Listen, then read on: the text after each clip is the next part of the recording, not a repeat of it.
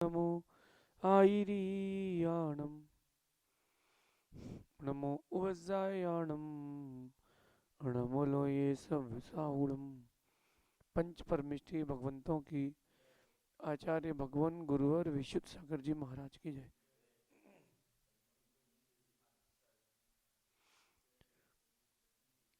यह हम सभी अपने जीवन में सुख की अभिवृद्धि के लिए नीति के विषयों का श्रवण कर रहे हैं, जो बहते पानी को शांत कर दे, चंचल चित्त को एकाग्र कर दे, उसका नाम नीति है। रहे कोई कैसा भी, कहीं कहीं पर भी, रहे कोई कैसा भी कहीं पर भी, लेकिन जीवन सुखमय रहे, ये नीतिवान का जीवन है। आज अपन नीति सीखते हैं, ऐसी कोई नीति जो सुख शांति और सफलता दे। आज की नीति बड़े गौर से सुनना कि जो सुख शांति और सफलता दे, ऐसा क्या उपक्रम अपने अंदर क्या परिवर्तन करें जो सुख शांति और सफलता दे। तो कह रहे हैं कि स्थिर चित्त वालों को कभी सुख शांति और सफलता नहीं मिलती, अस्थिर चित्त वालों को, अर्थात जिसका चित्त चंचल है, चपल है, उसको ना कभी सुख मिलता है, ना शांति मिलती है, ना सफलता मिलती है। क्योंकि क्षण क्षण में उसका भाव बदलता है, क्षण क्षण में उसका निर्णय बदलता है, क्षण क्षण में उसका स्थान बदलता है। तो स्थिरता नहीं मिलती, तो सुख शांति सफलता नहीं मिलती। आप लोग आते हो, आपको पता है कि इस वाले कक्ष में महाराज जी मिलेंगे।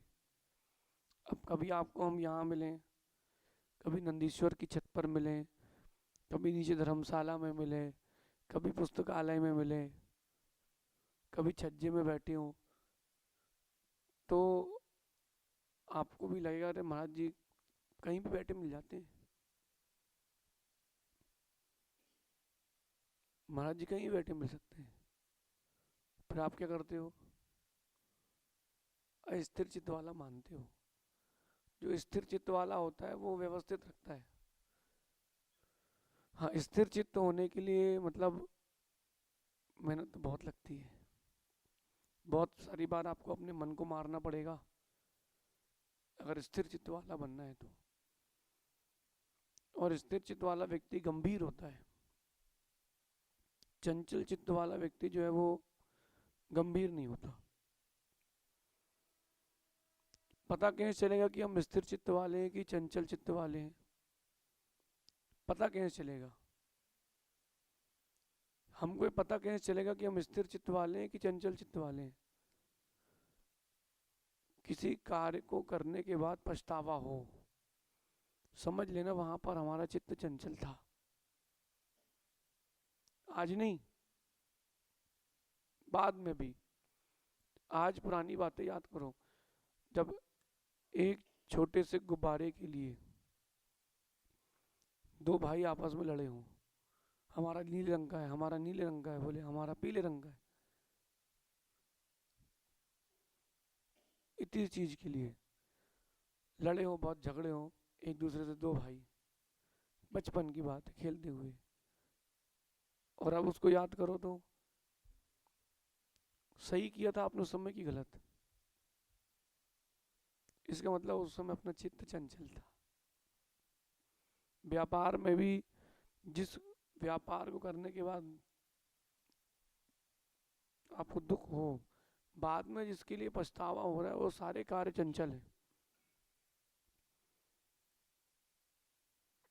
बढ़िया, अभी सीताफल का मौसम निकला है, दबा के सीताफल खाया, फिर उसके ऊपर आइसक्रीम खा ली, पानी पी लिया, बाद में मालूम चलता है गलत किया यार। क्यों? उस कार्य के बाद, उस क्रिया के बाद जो पछतावा हो रहा है, जिसमें भी, वहां पर चित्त चंचल है। और जहाँ चित्त चंचल है, ना वहाँ सुख है, ना शांति, ना सफलता है। इसलिए स्थिर चित्त बने, क्योंकि स्थिर चित्त वालों के लिए ही सुख, शांति, सफलता मिलती है। साथ ही साथ बृहद प्रसिद्धि मिलती है। बृहद, छोटी मोटी नहीं, बृहद, बड़ी प्रसिद्धि मिलती है। बड़े बड़े आचार्यों के लिए हमने देखा है, उनके जीवन की घटनाओं को जब सुना, मानना पड़ेगा कि किसी कारण से धक्का लग गया एक बहुत बड़े आचार्य परमेष्ठी को, तो उनका हाथ यहाँ से लचक गया। तो किसी ने कहा कि तो हड्डी टूटी है। तो उन्होंने कहा नहीं, हड्डी टूटी तो नहीं लग रही। बोले नहीं टूटी, आप तो लेप लगाओ। तो उन्होंने लेप लगा लिया। रात्रि में एक वैयावृत्ति में आया, तो उसने बोले सिकाई कर रहे तो ठीक हो जाओगे आप। तो उसने बढ़िया गरम ईंटा किया, कपड़े में लपेटा, सिकाई कर दी। सुबह जब देखा तो इतने बड़े बड़े फूले।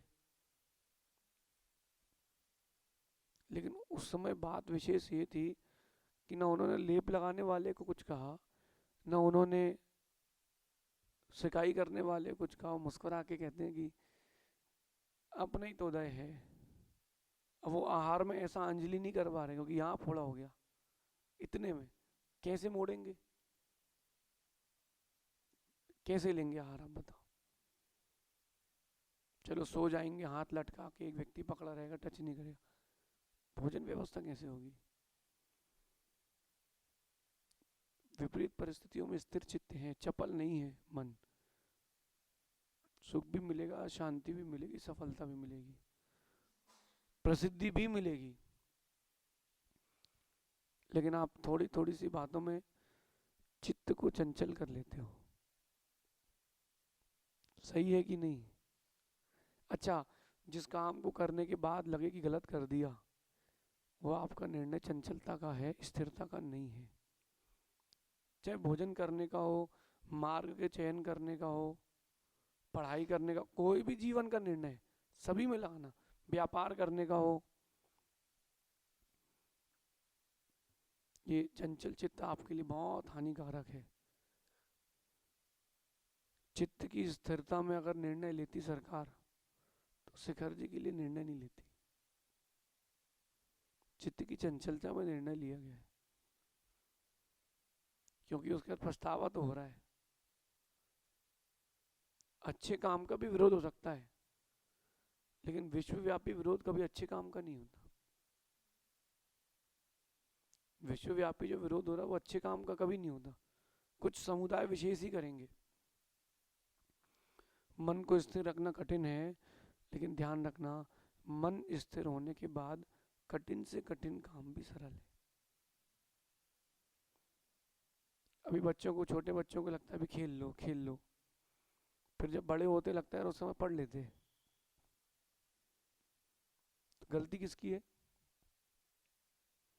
बच्चे की गलती तो है, लेकिन बचपना जो उसका है, उस बचपने का दोष नहीं है, दोष उसके चंचल मन का है।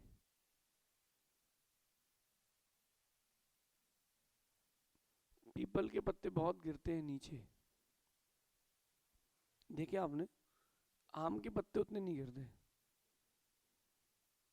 देखे कि नहीं? पीपल के वृक्ष के नीचे देखना, वहाँ बहुत पत्ते ज़्यादा गिरे मिलते। पेड़, आम के पेड़ के नीचे ज़्यादा गिरे नहीं मिलते। क्यों? वो पीपल के पत्ते के जो होते हैं वो चंचल रहते हैं, हिलते ही रहते हैं। हिलते रहने से कमजोर हो जाते हैं, बाकी मजबूत रहते हैं, कम हिलते हैं। जिसको आप कहो कंसंट्रेशन। स्थिर चित्त वाला कंसंट्रेट भी रहता है और डेडिकेटेड भी रहता है। जो चंचल चित्त वाला ना, उसका कंसंट्रेशन है, उसका डेडिकेशन है। स्थिर चित्त वाला तात्कालिक अकेले को नहीं जीता, आगे भी जीता है, लेकिन जो चंचल चित्त वाला है वो तात्कालिक जीता है। ठीक है, चलो हो गया, आज वर्तमान का हो जाए, फिर ध्यान दो। अरे आगे पीछे का, पूर्व पर का विचार करके चलो। स्थिर चित्त वाले बनना है अपने को, क्योंकि गलती एक बार होती है, और लोग आपको जीवन भर ताना देंगे, जीवन भर ताना देंगे कि भैया हम कचू नहीं, हम तो बैठे ही भरते पीछे से ठोक दी गाड़ी। जीवन भर ताना देंगे। अब लाखों करोड़ों रुपए कमा करके दे देना, बड़ी बड़ी दुर्घटनाओं से किसी को बचा लेना, लेकिन छोटी सी बात हो जाएगी तो आप पराये हो जाओगे। इसलिए अपने चित्त को चंचल ना करके स्थिर करें, क्योंकि कठिन है स्थिर बनाना चित्त को, लेकिन चित्त स्थिर होने के बाद कठिन से कठिन काम भी अत्यंत सरल हो जाते हैं।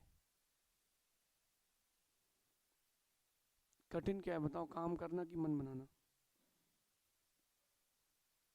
मन बनाना बस, बाकी दुनिया का ऐसा कोई काम नहीं है जो कठिन हो।